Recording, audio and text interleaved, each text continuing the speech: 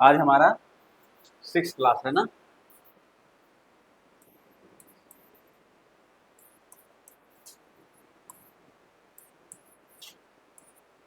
आज हम लोग पढ़ेंगे पॉलिटी का यानी राज व्यवस्था का सबसे महत्वपूर्ण चैप्टर जिसका नाम है मौलिक अधिकार यानी फंडामेंटल राइट, है ना। मौलिक अधिकार।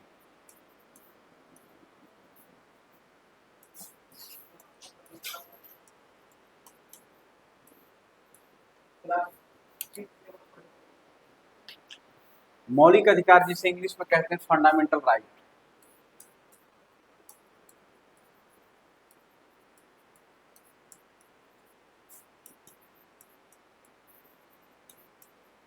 ठीक है। अब एक बात बताइए, पहले कभी पढ़े हैं क्या फंडामेंटल राइट के बारे में? आप लोग पढ़े हैं? कोई बात नहीं, कोई बात नहीं। हम्म, हम्म, हम्म, हम्म।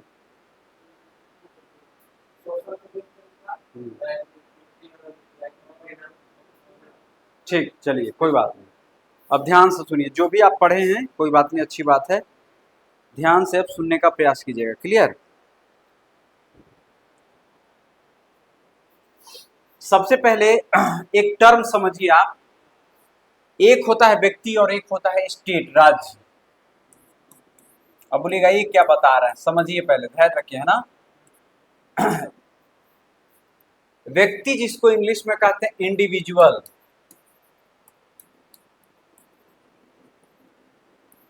और एक होता है राज्य, है ना। फर्स्ट क्लास में ही हमने बताया था कि राज्य के there are 4 elements of state. किसी भी राज्य के होने के लिए 4 एलिमेंट जरूरी है। क्लियर? तो यहाँ फिर से ये डिफाइन करूंगा फंडामेंटल राइट्स के अकॉर्डिंग, है ना। यानी भाग 3 में जो फंडामेंटल राइट्स दिए गए हैं, और इसमें जो स्टेट का डिफिनेशन है कि what is the definition of state, बात करेंगे अभी हम लोग। क्लियर? तो दूसरा होता है हमारा स्टेट। ध्यान से सुनिए, और जो जो बातें मैं लिखता हूं उसको जरूर आप नोट डाउन करते चलें। क्लियर? स्टेट, है ना। अब देखिए होता क्या है दरअसल व्यक्ति और राज्य दो चीज हैं, है ना।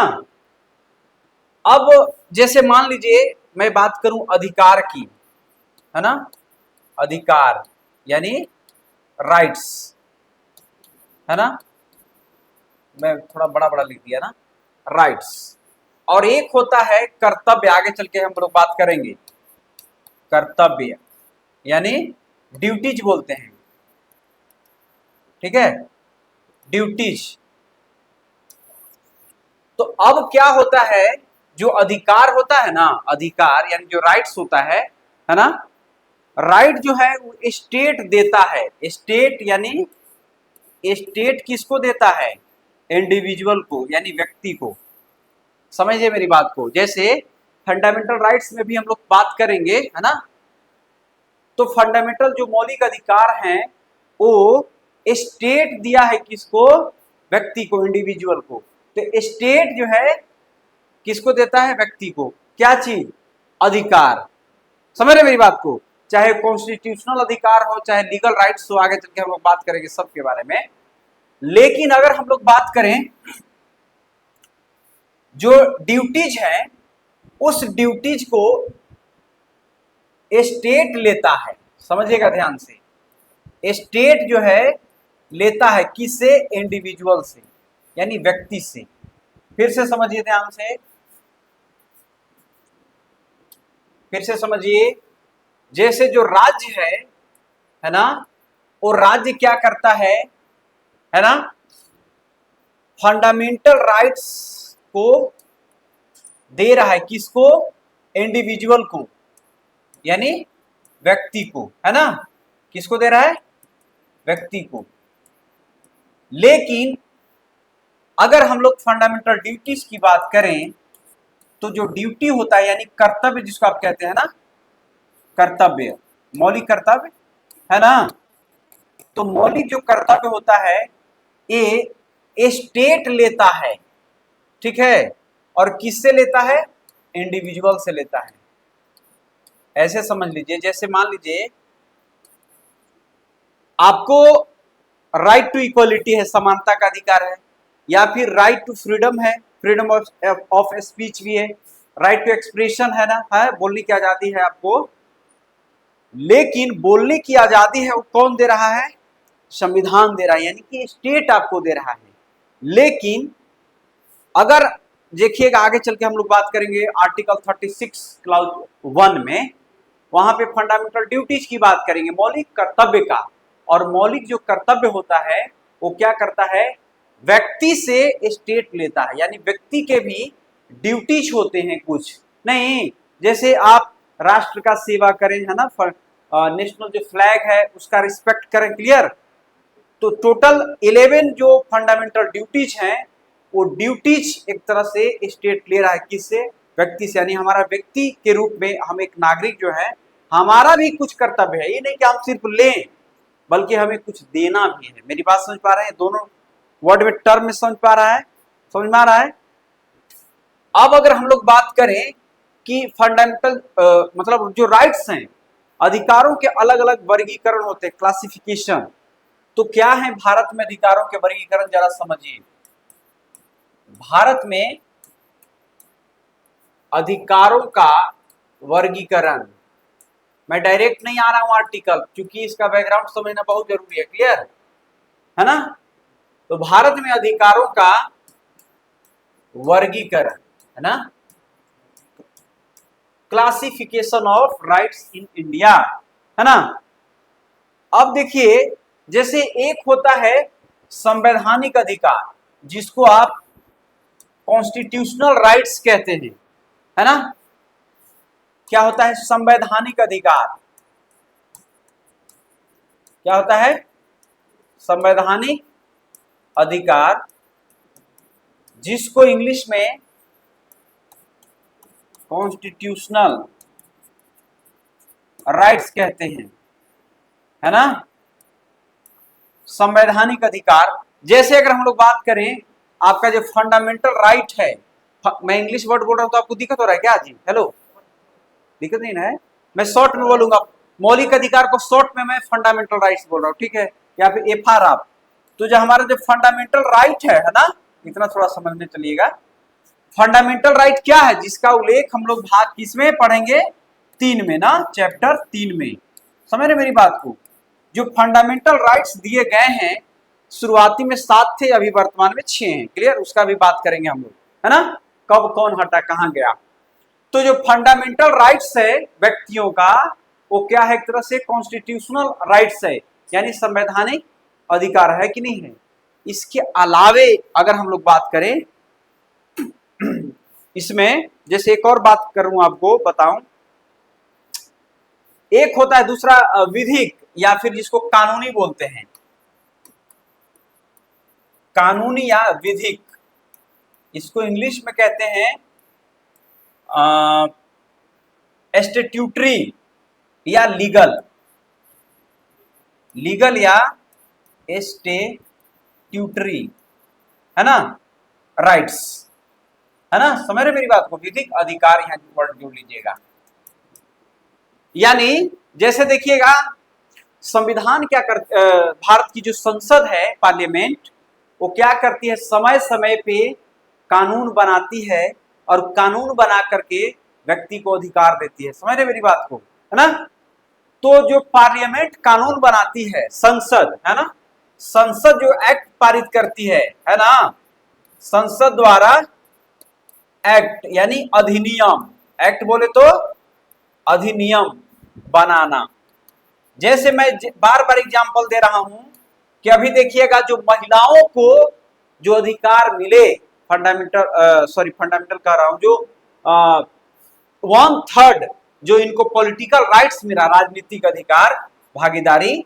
जैसे मैं बार बार अगर मैं एग्जांपल की बात करूं तो 106वां जो संविधान संशोधन है, कॉन्स्टिट्यूशनल अमेंडमेंट एक्ट 106, है ना, मैं इंग्लिश में बोल दिया, आप लिख सकते हैं। 106 जो संविधान, देखिए यहां ध्यान से, 106वां संविधान संशोधन अधिनियम, है ना। और ये जो बना, जिसमें क्या किया गया? महिलाओं को अधिकार दिए गए। किसमें? किसमें? संसद में यानी लोकसभा ना, लोकसभा में और राज्य की विधानसभा में, है ना, विधानसभा में कितना, 1/3 महिलाएं। यानी अब जो सांसद और विधायक बनेंगी उस हाउस के 1/3 महिलाएं चुनी जाएंगी वहां पे कम से कम। क्लियर? मतलब उतना उनका राइट्स रहेगा, प्रतिनिधित्व। इसका मतलब ये नहीं कि सिर्फ उतना ही रहेंगी, हो सकता है बहुत और आ जाए महिलाएं।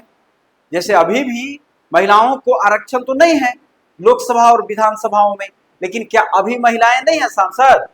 अभी महिलाएं विधायक नहीं है मिनिस्टर भी हैं, है ना भाई? ऐसा तो नहीं है। लेकिन इस कानून को आने के बाद क्या हो गया कि नहीं, अब 1/3 कम से कम महिलाओं को देना ही होगा आपको राइट्स। स्पष्ट हो रहा है मेरी बात? तो मैं कह रहा हूं कि भारत में जो अधिकारों का वर्गीकरण की बात करें, एक जो जिसका कि संविधान में उल्लेख है, जिसको संविधानिक अधिकार बोलते हैं। क्लियर? समझ रहे मेरी बात को? साथ ही साथ दूसरा जो है कानूनी या विधिक अधिकार, जिसको लीगल या स्टैट्यूटरी राइट्स कहते हैं, जिसको समय समय पर, है ना, देश की संसद क्या करती है, कानून बना करके और अधिकार देती है। यहां तक बात समझ में आ रहा होगा? इसके बाद अगर हम लोग बात करें, एक होता है विशेषाधिकार, सुने हैं नाम, स्पेशल, विशेषाधिकार, स्पेशल राइट्स जिसको आप बोलते हैं, है ना। जैसे आपको पता होगा राष्ट्रपति यानी प्रेसिडेंट, है ना, या राज्यपाल जिसको आप कहते हैं गवर्नर, इवन की जो एमपीज होते हैं, सांसद, है ना, इनको सबको विशेषाधिकार मिले हुए हैं। क्या? विधायकों को भी है? क्या बोल रहे हैं, फिर से बोलिए, क्या बोल रहे हैं, फिर से बोलिए। राज्यसभा का सांसद, वो भी सांसद है, मेंबर ऑफ पार्लियामेंट ही है। देखिए आगे चल के जब मैं पढ़ाऊंगा, थोड़ा सा आप पूछ दिए तो बता दूं। देखिए ये होता है हमारा संसद, है ना, थोड़ा सा इससे हट के मैं बता रहा हूं, ध्यान रखिएगा, जिसको आप पार्लियामेंट कहते हैं इंग्लिश में ना। तो पार्लियामेंट 3 चीजों से मिलकर बनता है। एक को बोलते हैं लोकसभा, है ना, शॉर्ट में लिख रहा हूं मैं। एक को बोलते हैं राज्यसभा, है ना, और एक होता है हमारा प्रेसिडेंट, राष्ट्रपति। तो तीनों से मिल करके देखिएगा हमारा संसद बनता है। इसको अपर हाउस बोलते हैं, है ना, समझ रहे मेरी बात को? और इसको लोअर हाउस बोलते हैं इंग्लिश में, है ना। अब समझिए, यहां के जो एमपी होते हैं यानी मेंबर ऑफ पार्लियामेंट, जिसको आप संसद कहते हैं, उनको डायरेक्ट हम वोट देते हैं, जनता प्रत्यक्ष रूप से डायरेक्ट वोटिंग से आते हैं। जैसे अभी चल रहा है ना चुनाव, शुरू हो गया है ना, 19 तारीख से शुरू हो जाएगा। तो डायरेक्ट यहां पर क्या किया जाएगा, डायरेक्ट जो है यहां पे जनता के द्वारा क्या किया जाएगा, वोटिंग किया जाएगा। समझ रहे मेरी बात को? डायरेक्ट इलेक्शन, डायरेक्ट क्या होगा, वोटिंग होगा ना। और जिनको हम चुनेंगे ये भी सांसद ही कहलाएंगे। एमपी बोले तो सांसद, संसद के सदस्य को सांसद कहते हैं। क्लियर? राज्यसभा में वो भी सांसद ही कहलाते हैं, एमपी ही कहलाते हैं, समझ रहे हैं। लेकिन इनको हम डायरेक्ट नहीं वोट देते, प्रतिनिधि देते हैं वोट, यानी इनडायरेक्ट रूप से हम लोग चुनते हैं इनको, है ना। नहीं, राष्ट्रपति में तो अलग चीज है, मैं सांसद की अभी बात कर रहा हूं। इनको एमएलए जो होते हैं ना, यानी जो विधायक लोग होते हैं, विधायक लोग इनको वोट देके राज्यसभा में भेजते हैं। समझ रहे मेरी बात को? फिर से सुनिए, जैसे झारखंड है, झारखंड में टोटल 6 सीट है राज्यसभा का, और लोकसभा का 14 सीट है ना। तो जो 6 सांसद को जो हम चुनेंगे, तो हम नहीं वोट करते हैं, बल्कि हमारे जो विधायक हैं, जो एमएलए हैं, वो वोटिंग करते हैं और उनको चुन के दिल्ली भेजते हैं। मेरी बात समझ में आई कि नहीं समझ में आई? ये भी सांसद ही कहलाते हैं। स्पष्ट हुआ? इनका कार्यकाल 6 साल का होता है, इनका 5 साल का होता है। आगे चल के पढ़ाऊंगा, डोंट वरी। जब मैं पार्लियामेंट पढ़ाऊंगा, संसद, वहां डिटेल पढ़ाऊंगा। आपने छेड़ा। और राष्ट्रपति की बात करते, यहां भी इनडायरेक्टली चुनाव होता है। नहीं, यहाँ मतलब इनडायरेक्टली इस संदर्भ में कि यहाँ जनता नहीं भाग लेती, डायरेक्ट जनता के प्रतिनिधि यानी एमपी और एमएलए सब मिलकर के चुनते हैं। मैं बात करूंगा जब मैं राष्ट्रपति पढ़ाऊंगा तब, है ना? समझ रहे मेरी बात को? मैं जो कह रहा हूं कि जो विशेषाधिकार है, इनको स्पेशल अधिकार है। जैसे मान लीजिए अगर कोई राष्ट्रपति है या राज्यपाल है ना, तो उसके ऊपर पद पे रहते हुए आप उस पर कानूनी कार्रवाई नहीं कर सकते, उसको अरेस्ट नहीं कर सकते हैं। बहुत सारे उनको स्पेशल राइट मिले हुए हैं। समझ रहे मेरी बात को? यहां तक कि जो विधायक और सांसद होते हैं अपने हाउसेज में देखते हैं खूब लड़ता है, देखते हैं, इवन की गाली गलौज भी कर देगा।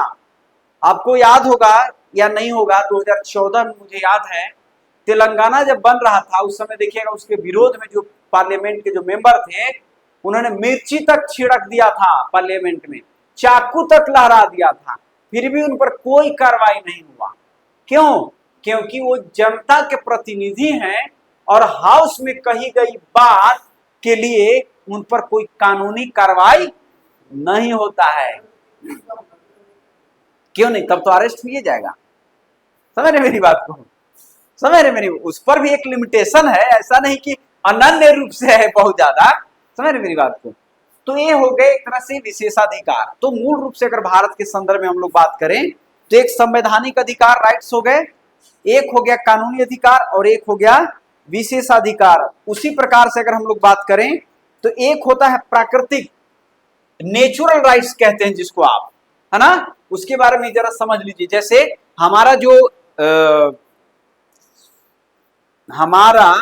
जो न्यायपालिका है, जुडिशियरी सिस्टम है ना, वो काम करता है किस पर? नेचुरल जस्टिस के आधार पे। और हमारे यहाँ रूल ऑफ लॉ है, यानी कानून का शासन है। ब्रिटेन का एक बहुत बड़ा विशेषज्ञ था डाइसी, है ना, संविधान विशेषज्ञ, है ना, उसी का एक टर्म दिया हुआ है कानून का शासन, लॉ ऑफ प्रिंसिपल दिया हुआ है, law of rule of law, है ना, कानून का शासन। तो एक होता है प्राकृतिक न्याय। प्राकृतिक न्याय, इसको मैं समझा देता हूं आपको। प्राकृतिक अधिकार कह लीजिए या नेचुरल राइट्स कहते हैं जिसको आप, है ना, नेचुरल राइट्स, है ना। आपको याद होगा कि नहीं होगा नेचुरल राइट्स? निर्भया कांड के बारे में आप लोगों को पता है? 2012 की घटना है ना, 16 दिसंबर, है ना, 2012 में जब घटना ये हुई थी, जघन्य जब अपराध हुआ, तो लड़की जब मर गई, तो देखिएगा देश के जितने भी लॉयर्स हैं, वकील हैं ना, सभी ने कहा कि हम इनका चुनाव नहीं लड़ेंगे। क्यों? क्योंकि इन्होंने गैर मानवता वाला काम किया है ना। लेकिन उसमें से बहुत सारे वकीलों ने कहा कि नहीं, हम लड़ेंगे। क्यों लड़ेंगे भाई?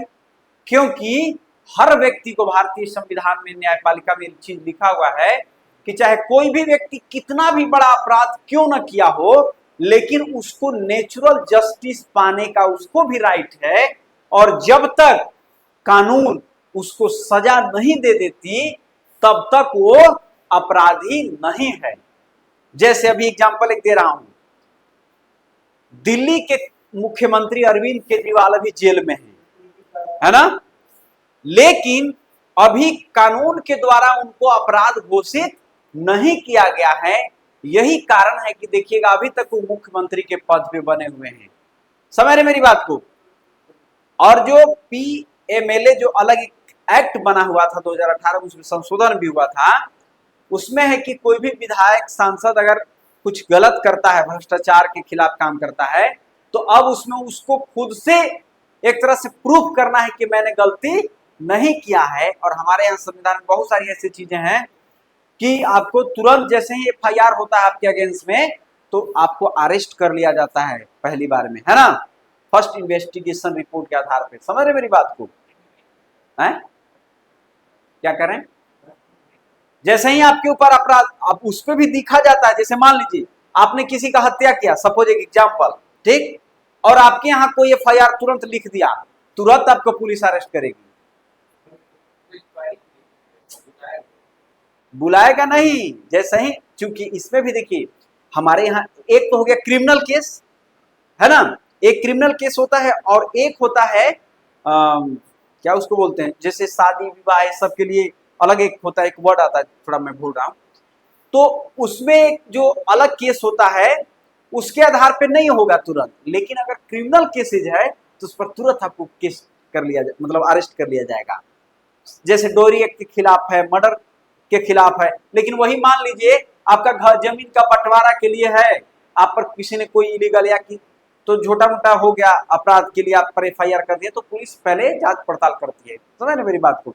लेकिन एफआईआर होने के बाद नियम है कि उसमें कौन कौन सा धारा लगा है, अगर नॉन बेलेबल धारा लग गया है तो आपको तुरंत पुलिस अरेस्ट करेगी, समझ रहे मेरी बात को। बहुत सारे उसके कारण है, उधर बहुत सारा चीज है, जब आप पढ़िएगा आईपीसी सीआरपीसी, है ना। तो नेचुरल राइट्स के तहत देखिएगा हर व्यक्ति को प्राकृतिक न्याय यानी नेचुरल जस्टिस पाने का अधिकार है, इसलिए आप कितना भी बड़ा गलती क्यों न करें, आपको भी अधिकार है कि आप न्याय पाने का अधिकार रखते हैं, इसलिए आप अपने मन का वकील, अपने मन का कानूनी सलाहकार सब कुछ रख सकते हैं, है ना।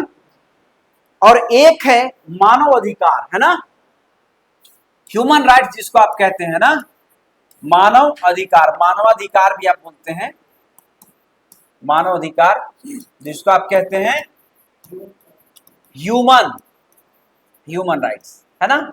इसका जो कॉन्सेप्ट है आगे चल के मैं बताऊंगा, जब यूएन का, संयुक्त राष्ट्र संघ का, यूएन का universal declaration of human rights जब 1948 में आया, हिंदी में बोलते हैं सार्वभौमिक, सार्वभौमिक यानी ग्लोबल स्तर पे मानव अधिकार से संबंधित अधिकार, है ना, अंग्रेजी में यूनिवर्सल लिख देता हूं,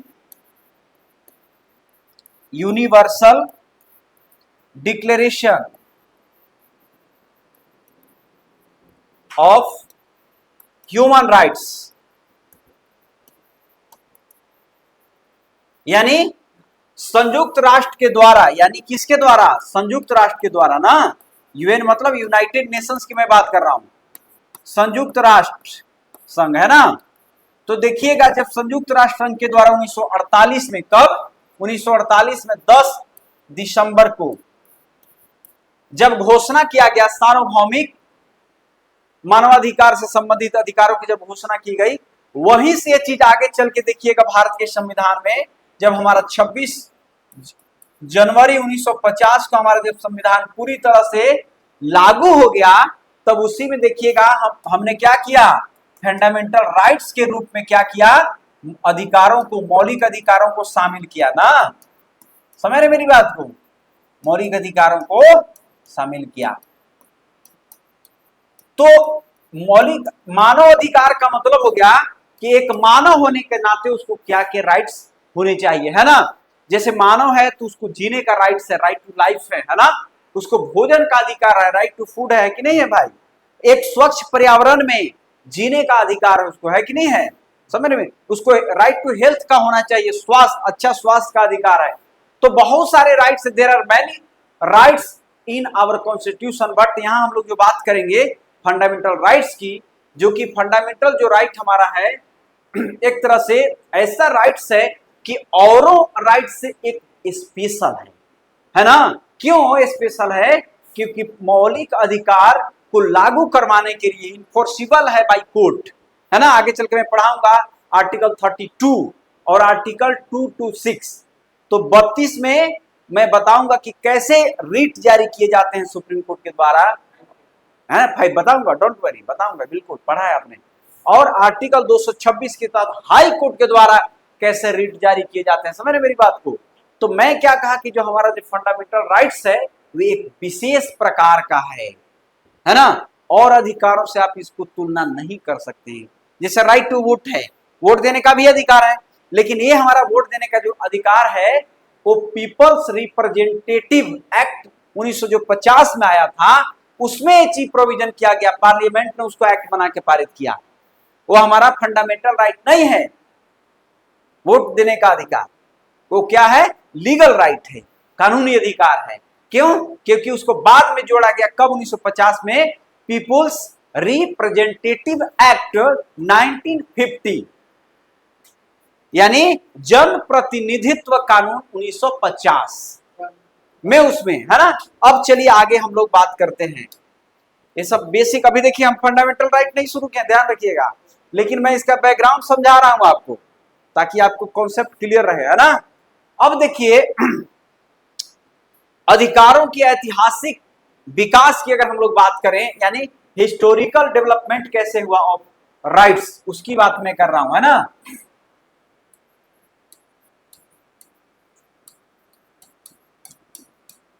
अधिकारों की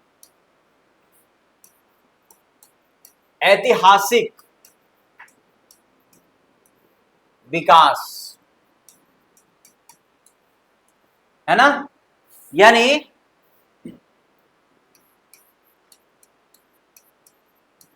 हिस्टोरिकल डेवलपमेंट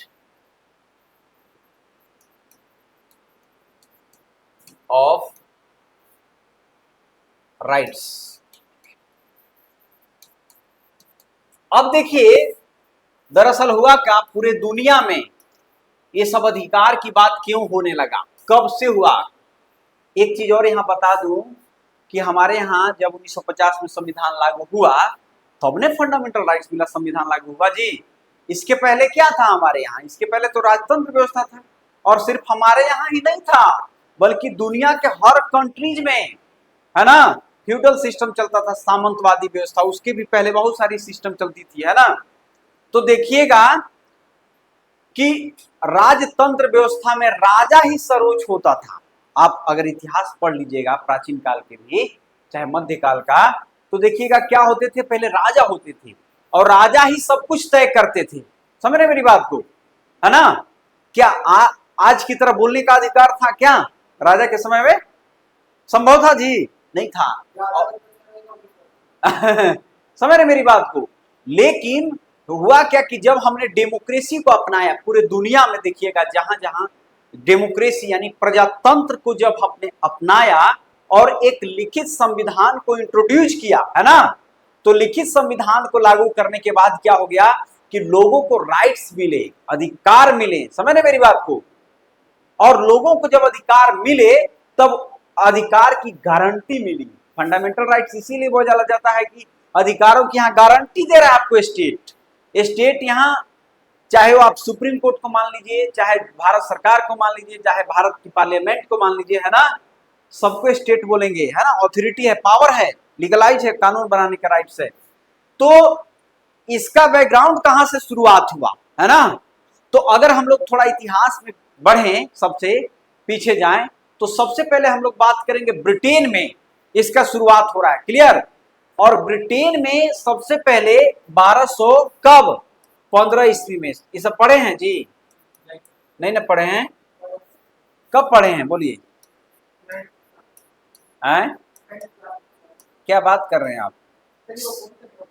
सर्वप्रथम जो है, अब ध्यान से सुनिए, 1215 ईस्वी में वहां जो राजशाही था, वहां के राजा थे जिनका नाम था जॉन। किंग का जो नाम था,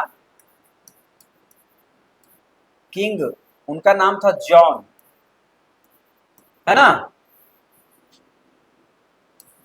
राजा का क्या नाम है? जॉन। और उनके खिलाफ क्या हुआ?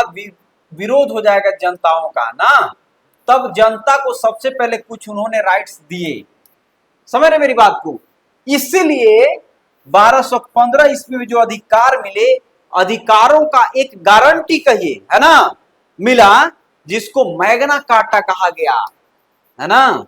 क्या कहा गया? Magna carta. हिंदी में भी यही होता है, मैग्ना कार्टा। इसका मतलब हुआ अधिकारों की गारंटी। हाँ, अधिकारों की गारंटी, यानी एक तरह से आमूल चूल परिवर्तन हुआ। जनता को जब राइट्स दिए गए, ड्रास्टिक चेंजेज हुआ, है ना। सबसे पहले तो शुरुआत कहां से होगा? 1215 ईस्वी में, है ना, ये ब्रिटेन की कहानी है। कहाँ की कहानी है? ब्रिटेन का। ध्यान रखिए, क्योंकि वहां भी राजतंत्र व्यवस्था है कि नहीं है भाई?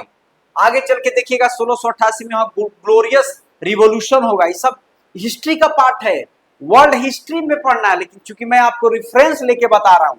कब? 1688 में ग्लोरियस रिवॉल्यूशन होगा, गौरवपूर्ण क्रांति।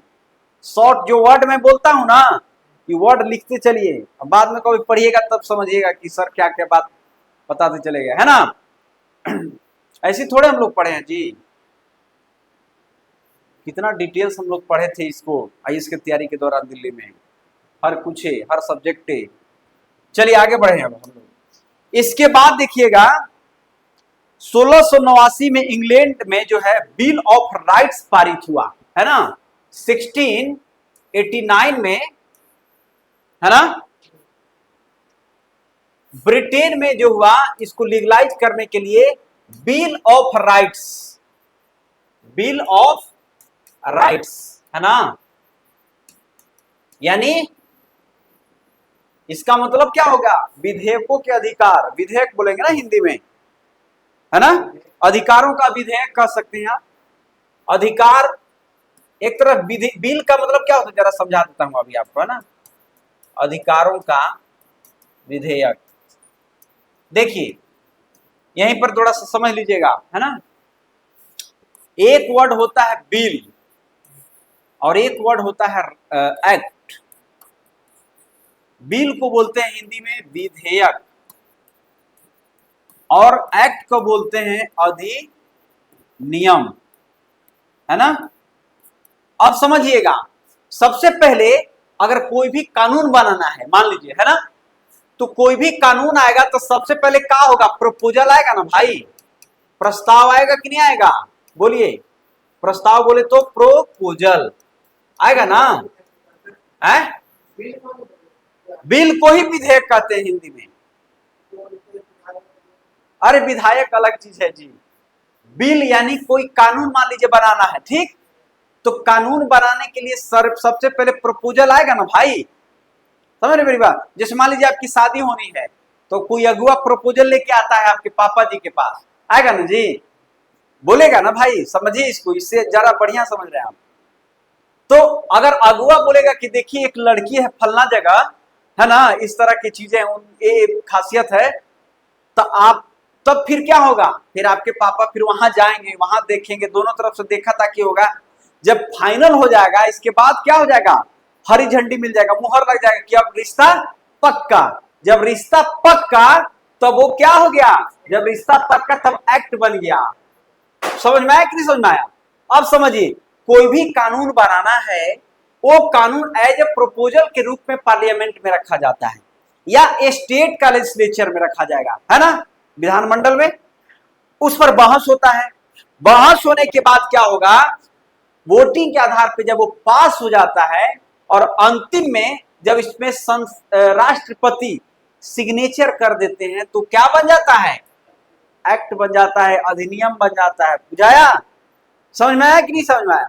तो शुरुआत में जो प्रपोजल है that is called bill, but जब प्रपोजल अगर क्या हो जाता है, एक तरह से पास हो जाता है, पारित हो जाता है ना, after signature of president, it is called act. वो चेंज हो जाता है, it has been act change into act. समझ रहे मेरी बात को? तो बिल ही चेंज हो जाएगा एक्ट में। स्पष्ट हो रहा है कि नहीं हो रहा है? दोनों बातें समझ गए होंगे। तो यहां देखिए, ये जो बिल आया उसका नाम था बिल ऑफ राइट्स, और ये कहां पे आया भाई? ये ब्रिटेन में आया। समझ रहे मेरी बात को? वहां तो मैंने बताया कि 1215 में राजा ने बोल दिया कि ठीक है आप लोगों को राइट्स मिलेगा, लेकिन आगे चल के देखिएगा इसको पारित करने के लिए आया ब्रिटेन के पार्लियामेंट। यहां तक बात समझ में आ रहा है? बोलिए। इसके तो यहां भी अधिकारों की चर्चा की गई है ना, कि नागरिकों को अधिकार मिलने चाहिए, स्पष्ट। इसके बाद आगे चल के देखिएगा जब फ्रांस की क्रांति होगी, है ना, किसकी क्रांति? फ्रांस में जब रिवॉल्यूशन, फ्रेंच रिवॉल्यूशन कब हुआ था जानते हैं?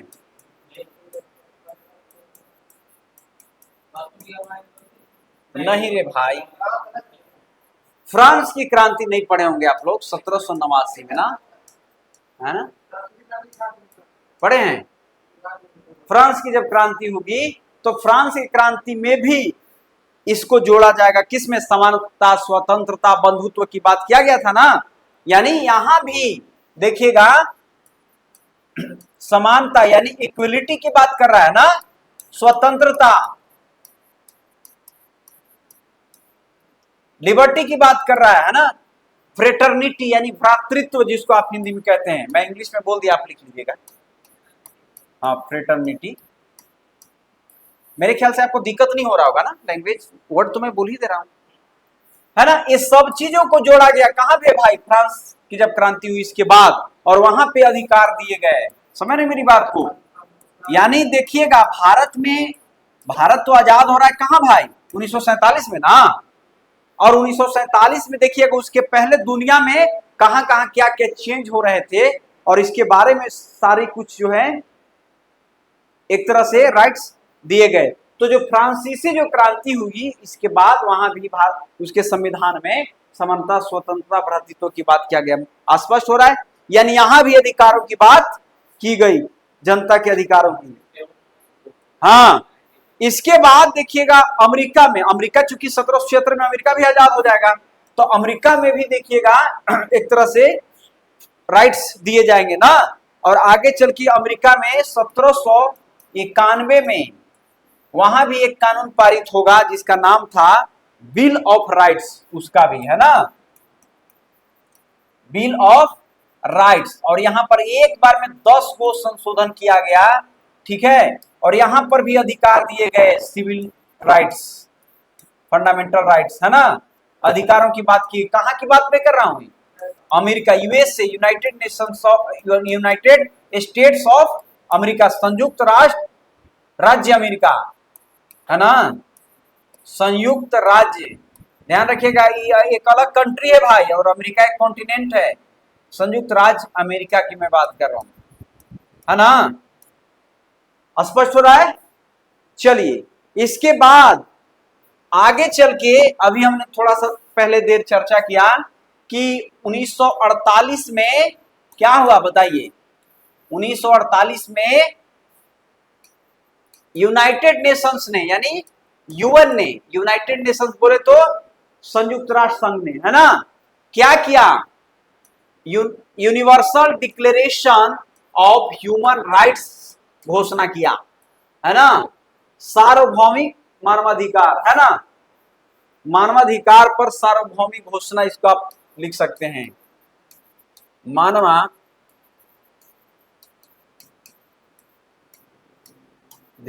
की सार्वभौमिक घोषणा पत्र, है ना।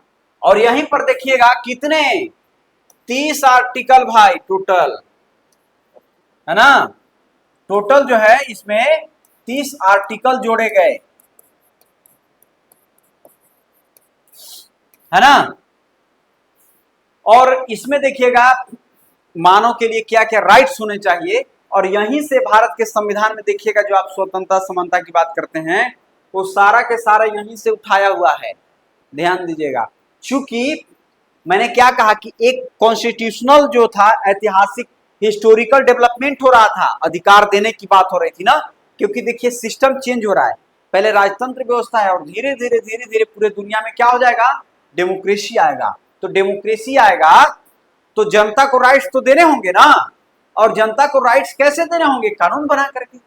तो धीरे धीरे देखिएगा पूरे वर्ल्ड में क्या हुआ कि अधिकारों की एक ऐतिहासिक डेवलपमेंट हुआ, स्पष्ट हो गई बात। और आगे चल के हमारा जब संविधान बनेगा, कब भाई लागू होगा, 26 जनवरी 1950 जब लागू हो जाएगा भारत का संविधान, तब भारतीय संविधान में मौलिक अधिकार यानी फंडामेंटल राइट्स शामिल किए जाएंगे। स्पष्ट हो रहा है बात, पक्का। चलिए बहुत बढ़िया। तो ये रहा हमारा पृष्ठभूमि, है ना, बैकग्राउंड। बोलिए, है ना। अब चलिए, अब हम लोग आर्टिकल एक से एक एक करके बात करेंगे, है ना। तो सबसे पहले आप हेडिंग दीजिएगा फंडामेंटल राइट्स, है ना। क्या क्या क्वेश्चन आएगा, यानी मौलिक अधिकार,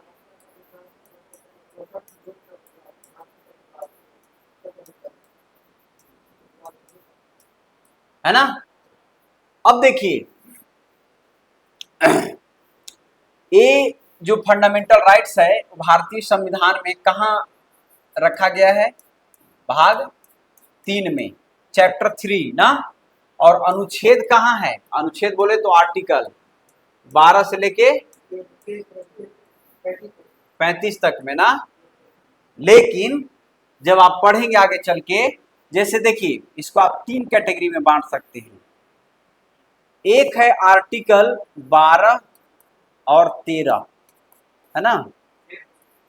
ये इसमें फंडामेंटल राइट्स के बारे में उल्लेख तो है, माने फंडामेंटल राइट से रिलेटेड तो है, लेकिन एक्चुअल में इसमें फंडामेंटल राइट्स का उल्लेख नहीं है ना। इसीलिए आप जब पढ़ते होंगे तो जो समानता का अधिकार है, राइट टू इक्वलिटी की जो बात किया गया है, वो कहां से शुरू होता है, आर्टिकल 14 से, क्या 12 से शुरू होता है, देखे हैं, नहीं ना।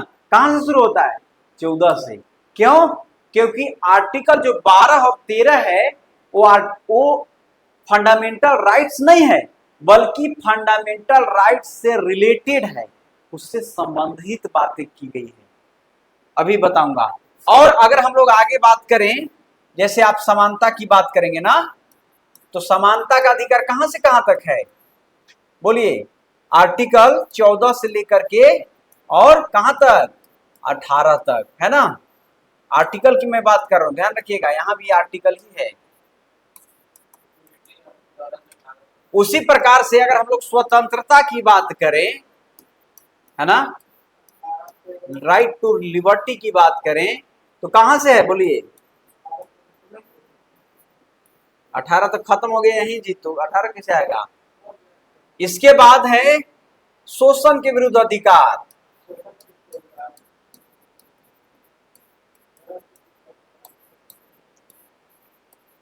तो शोषण के जो विरुद्ध अधिकार हैं वो कहां से कहां तक है, आर्टिकल कहां से, 23 और 24, है ना। और अगर हम लोग बात करें धार्मिक स्वतंत्रता का अधिकार, है ना, धार्मिक स्वतंत्रता, ये कहां से कहां तक है, बोलिए, कहां से, बोलिए, कहे जी, याद नहीं किए हैं क्या, आर्टिकल 25 से लेकर के 28 तक है ना। एक एक करके आएंगे, डोंट वरी, बस अभी सिर्फ समझा रहा हूं। इसके बाद देखिएगा भाषा एवं संस्कृति, है ना, भाषा एवं संस्कृति या लिपि, भाषा एवं लिपि, है ना। संरक्षण का अधिकार अल्पसंख्यकों को है, ठीक है। आर्टिकल कहां से कहां तक, है ना, आर्टिकल 29 से लेके 30 तक, है ना। इसके बाद देखिएगा आगे चल के जो आर्टिकल 31 था, संपत्ति का अधिकार, जिसको हटा दिया गया ना, समझ रहे मेरी बात को, आर्टिकल 31 में था, जिसको क्या किया गया, अभी वर्तमान में इसको हटा दिया गया है, ठीक है। और हटा करके कहां ले गया गया है, इसको लीगल राइट के रूप में आर्टिकल 301 के तहत इसको क्या किया गया है, एक तरह से लीगल राइट्स के रूप में रखा गया है, कानूनी अधिकार के रूप में है। बताऊंगा अभी, डोंट वरी, एक एक करके, है ना। और अगर हम लोग आर्टिकल 32 की बात करें, तो संवैधानिक उपचारों का अधिकार है, कॉन्स्टिट्यूशनल रेमेडीज बोलते हैं, हैं?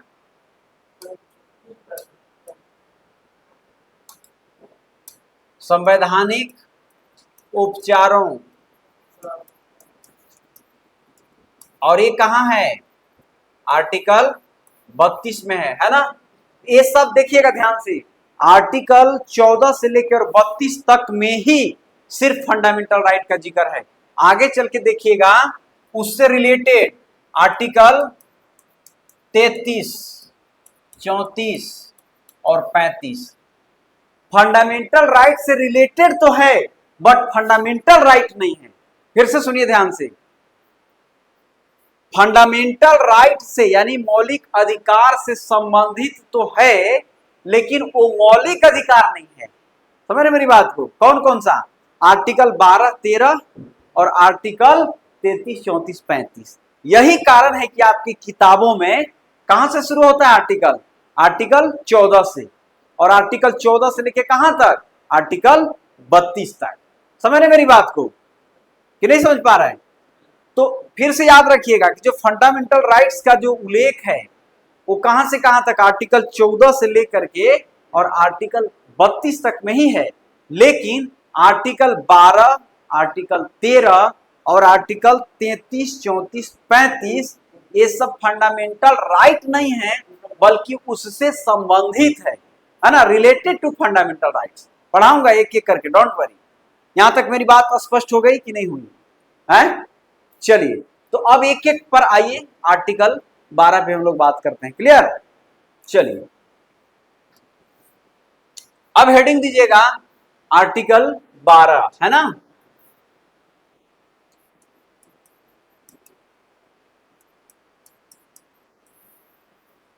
आर्टिकल 12, अब देखिए आर्टिकल 12 में क्या क्या कहा गया है ना। आर्टिकल 12 में क्या कहा गया है बताइए? डिफिनेशन ऑफ स्टेट का उल्लेख है ना। हमने कितना पेज पढ़ाया? लगभग 12-13 पेज पढ़ा दिया है। ध्यान दीजिए, यहां ये आप ही को कह रहा हूं, यहां से हमने शुरू किया है और YouTube पर जो वीडियो जा रहा है वो आप लोग देख रहे हैं कि नहीं देख रहे हैं? कि नहीं देखते हैं? दिख रहा है बैकग्राउंड? समझ में आ रहा है? 1 घंटा से मैं इसी का लेक्चर दे रहा हूं, ठीक है। चलिए, तो अब हम अभी शुरुआत करेंगे आर्टिकल 12 में। इसके पहले मैंने 1 घंटा लेक्चर दे दिया, तो छूटा हुआ है तो यूट्यूब वाला देख लीजिएगा वीडियो, ठीक है, तब क्लियर समझ में आ जाएगा। चलिए, अब अगर हम लोग आर्टिकल 12 की बात करें, क्या घुस गया जी,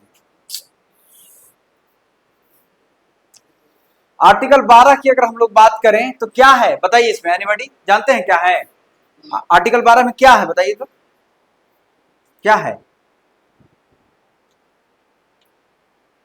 बोलिए, क्या है आर्टिकल 12 में? नहीं पता? चलिए,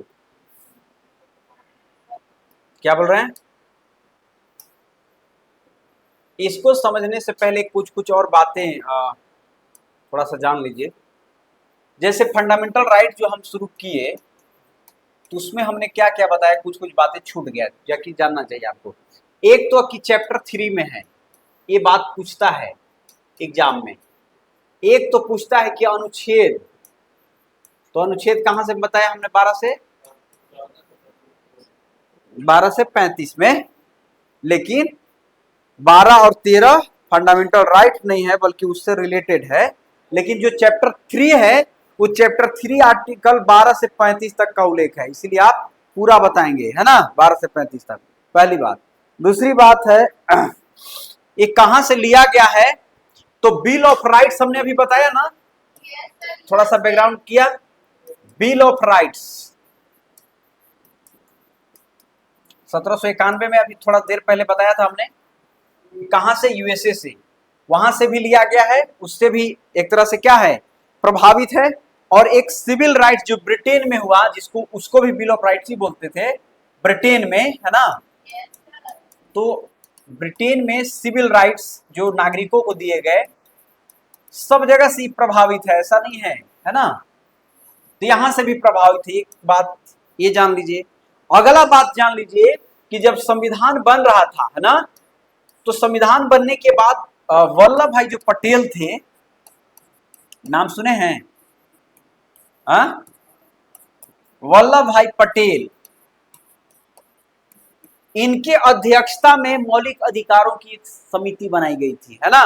ध्यान रखिएगा, मौलिक अधिकार से संबंधित जो बातें थी उस पर चर्चा करने की, उस पर अपनी बात रखने की, राय रखने की, बात करने के लिए, है ना।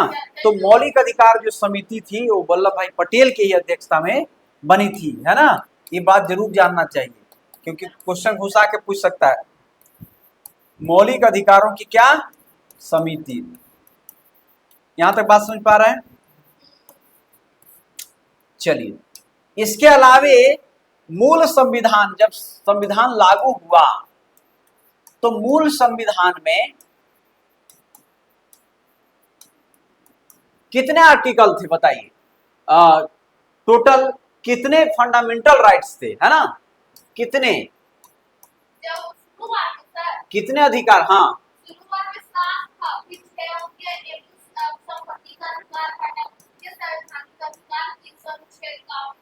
ठीक है।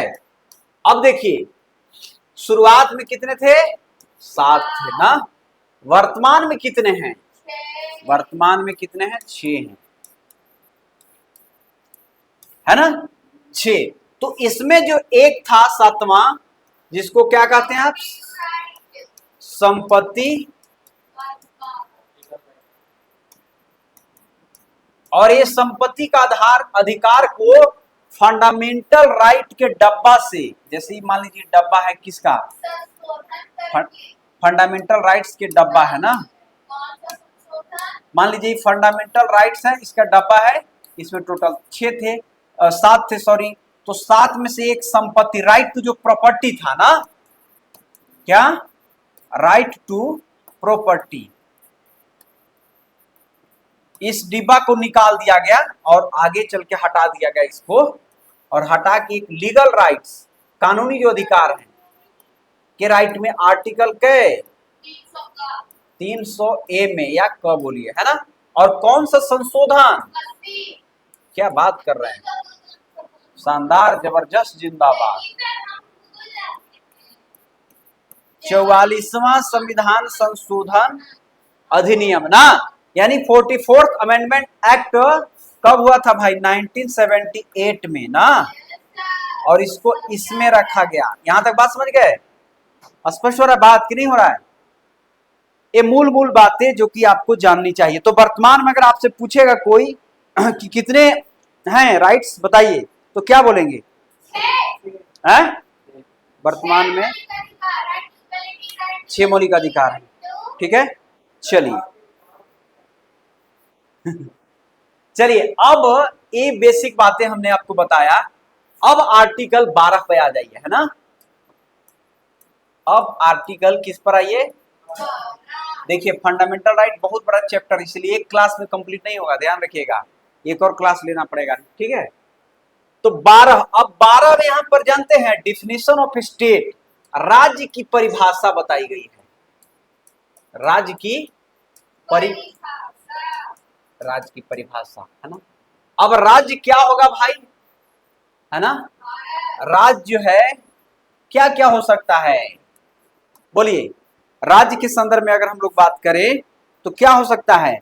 संघ और राज्य में, जैसे संघ की सरकार जो है हमारी, है ना, संघ की सरकार हो सकती है ना, केंद्र की सरकार, बोलिए ना हाँ या ना। संसद, वो भी हमारी सरकार है, कानून बनता। संघ यानी यूनियन, स्टेट, केंद्र की मैं बात कर रहा हूं। और अगर हम लोग राज्य की बात करें तो राज्य में हमारा जैसे विधानमंडल है कि नहीं है। अब देखिए, विधानमंडल किससे किससे मिलके बनता है बताइए तो? हाँ, विधानमंडल किन किन से मिलके बनता है? जल्दी सवाल का जवाब दीजिए, फास्ट बोलिए। विधानमंडल किससे मिलके बनता है? वाह, क्या शानदार जवाब दिए। एनीबॉडी मालूम है? देखिए, जो विधान जो मंडल है, एक तो विधान सभा होता है हमारा, है ना, क्या विधान सभा, एक होता है विधान परिषद, है ना, स्टेट लेजिस्लेचर काउंसिल बोलते हैं परिषद, और एक होता है राज्यपाल, है ना। ये तीनों से मिल करके हमारा विधान मंडल बनता है, समझ में आया।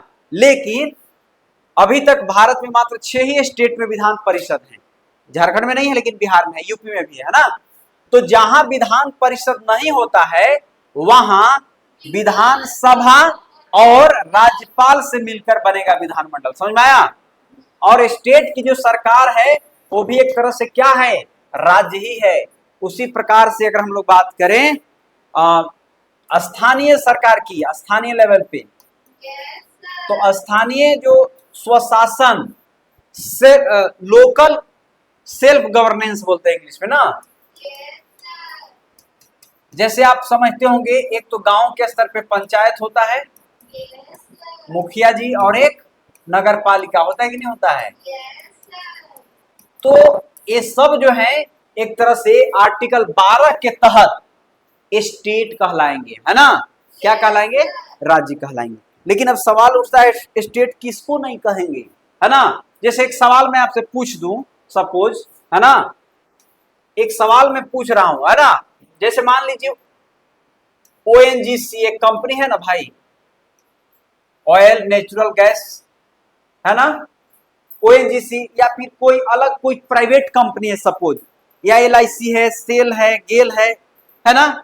तो ये सब को स्टेट नहीं माना जाएगा एक तरह से, समझ रहे मेरी बात को कि नहीं समझ रहे हैं। जैसे अब एक BCCI क्या है, बता सकते हैं। हाँ जी, board control of cricket of India, control board of India बोलते हैं ना, क्या बोलते हैं। अरे भारत में जो क्रिकेट मैच होता है उसका ऑथोरिटी कौन है, BCCI ना है। तो तो वो जो है एक तरह से स्टेट नहीं है। स्पष्ट हो गया बात। चलिए अब आर्टिकल 13 पर आ जाइए। कोई दिक्कत नहीं ना है जी, कंफ्यूजन समझने में। मुझे नहीं लगता है कि इतना डिटेल्स कोई और पढ़ाएगा आपको, लेकिन मैं पढ़ाने की कोशिश कर रहा हूं ताकि आपको दिक्कत ना हो। अब देखिए,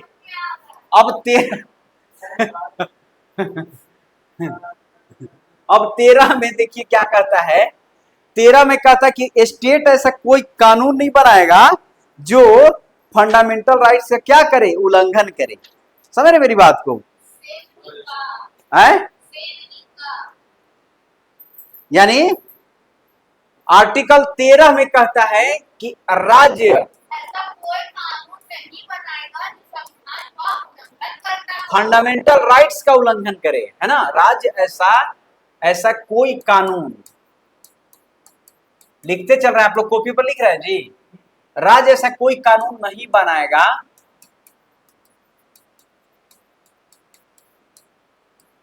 जिससे क्या हो, जिससे कि फंडामेंटल राइट्स का हनन हो। समझ रहे मेरी बात को। स्टेट को एकदम गाइडलाइन किया गया है। तो मेरे ख्याल से अब देखिए, चूंकि आपके जो बुक्स में 12 और 13 इसलिए नहीं, चूंकि समानता का अधिकार कहां से शुरू हो रहा है, 14 से, 12 से तो हो नहीं रहा है।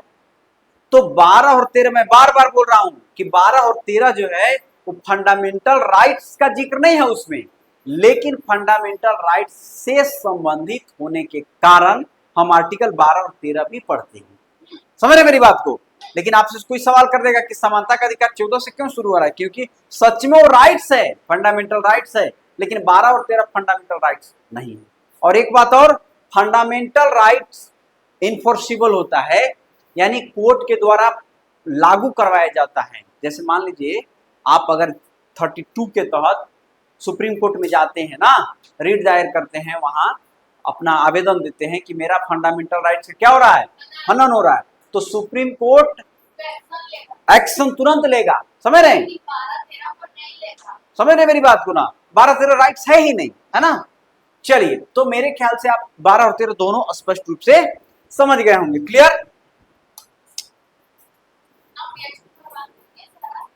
है? अब आर्टिकल कहां है? 14 है ना, समानता का अधिकार। और यहीं से मेन चीज है जिसका हम लोग नेक्स्ट क्लास में करेंगे। आज हो गया ना, टाइम कितना हो गया? समानता का अधिकार, समानता का अधिकार जो है अगले हम लोग क्लास में करेंगे, है ना। क्योंकि बैकग्राउंड समझाने में बहुत टाइम लग गया, तो इसलिए टेंशन नहीं लेना क्या है ना। समानता का अधिकार आर्टिकल कहां से कहां तक? 14 से 18। आर्टिकल 14 से 18 है ना। और हम लोग एक एक करके इसके बारे में डिटेल करेंगे, लेकिन नेक्स्ट क्लास में करेंगे। क्लियर है ना? पढ़ के आइएगा अपने से भी पूरा, आप लोग भी अपने से पढ़ के आइएगा पूरा का पूरा, है ना। बहुत बढ़िया, वेरी गुड। अब एक क्वेश्चन जरा लिख लीजिए, अब एक क्वेश्चन लिख लीजिए तो जरा, है ना, एक क्वेश्चन लिख लीजिए।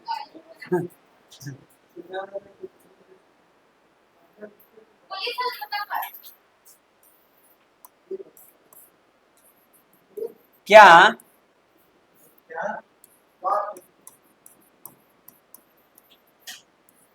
मौलिक अधिकार,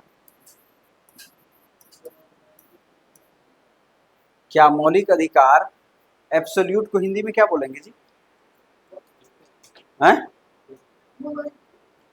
देखना पड़ेगा।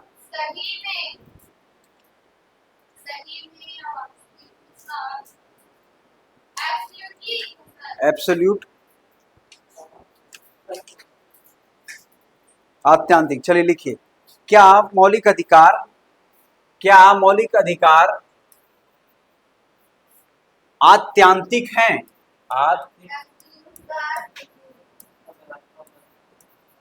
इतना भारी भरकम वर्ड सुने हैं जी? निरपेक्ष बोलते हैं ना, आत्यांतिक भी या निरपेक्ष भी। अब इंग्लिश में भी लिख देता हूं, डोंट वरी, बात नहीं करें। लिखिए, are fundamental rights absolute, are